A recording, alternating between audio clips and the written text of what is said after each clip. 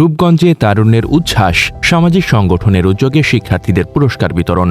ফরহাদ হোসেনের পাঠানো তথ্য ও ভিডিও চিত্রে দেখুন বিস্তারিত। নারায়ণগঞ্জের রূপগঞ্জে তারুণ্যের উচ্ছ্বাস সামাজিক সংগঠনের পক্ষ থেকে ১৫০ শতাধিক শিক্ষার্থীদের মাঝে উপহার সামগ্রী বিতরণ করা হয়েছে।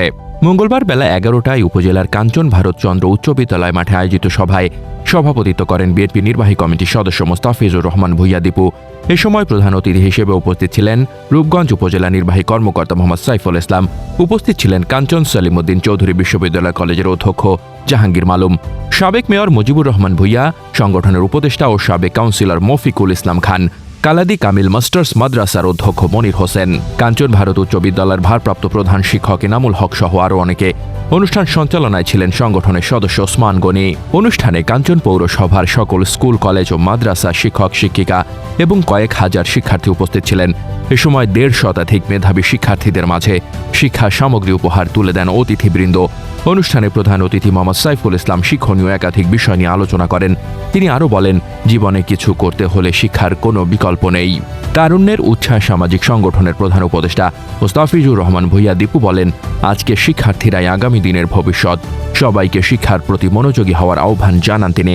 রূপগঞ্জের সকল শিক্ষা প্রতিষ্ঠান ও শিক্ষার্থীদের পাশে থাকবেন বলেও ঘোষণা দেন। বেশ রিচ তারা, কিন্তু আমাদের প্রোডাকশন খুব ভালো না। আমাদের বুয়েটে চান্স পাওয়ার হার খুবই কম, ঢাকা বিশ্ববিদ্যালয়ে চান্স পাওয়ার হার খুবই কম, অথচ এখান থেকে অনেক বেশি চান্স পাওয়ার কথা ছিল। এটার কারণটা আমি ঠিক জানি না। কারণ হতে পারে আমাদের এখানে আর্থিকভাবে তো আমরা অনেক বেশি সচ্ছল। এই অনেক বেশি আর্থিক সচ্ছলতা কারণ হতে পারে। বাবা মা কম খোঁজ খবর রাখেন সন্তান কি পড়াশোনা করছে। এই জন্যে বাবা মা এবং শিক্ষকদের অনেক দায়িত্ব রয়েছে তার মোটিভেশন দেয়া, যে তোমাকে এখানে যেতে হবে। একটা বাচ্চা যদি যশোর থেকে মেডিকেল বুয়েটে চান্স পায় একটা স্কুল থেকে, তাহলে রূপগঞ্জে কেন এতগুলো ৭২টা স্কুল থেকে মাত্র ২টো বাচ্চা চান্স পায়? কাজের মতো করতে হবে। আমি ঢাকার কাকরাইল থেকে হেঁটে ভুলতা গাউসিয়া মার্কেটে এসেছিলাম, কারণ আমার একটি মিটিং ছিল। মিটিং এ সময় মতো এসে পৌঁছাতে হবে দেখে আমি কাকরাইল থেকে হেঁটে আমি ঢাকায় ভুলতা গাউসিয়া মার্কেটে এসেছি, কারণ ওই দিন হরতাল ছিল, অবরোধ ছিল। কিন্তু তারপরও আমাকে কিন্তু কিছু বাধা দিতে পারে নাই, কারণ আমার একটি কথা ছিল যে আমি আমার গন্তব্যের জায়গায় যাব। এখন তোমরা যে আছো এখানে, তোমরা চিন্তা করতে হবে যে তোমরা কিভাবে করে সামনে আগাবা।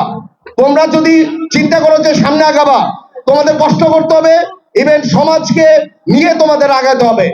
আমি যখন ব্যবসা করেছি ১৭ বছর বয়সে, তখন আমাকে অনেকে বলেছে আমি অনেক ছোট মানুষ।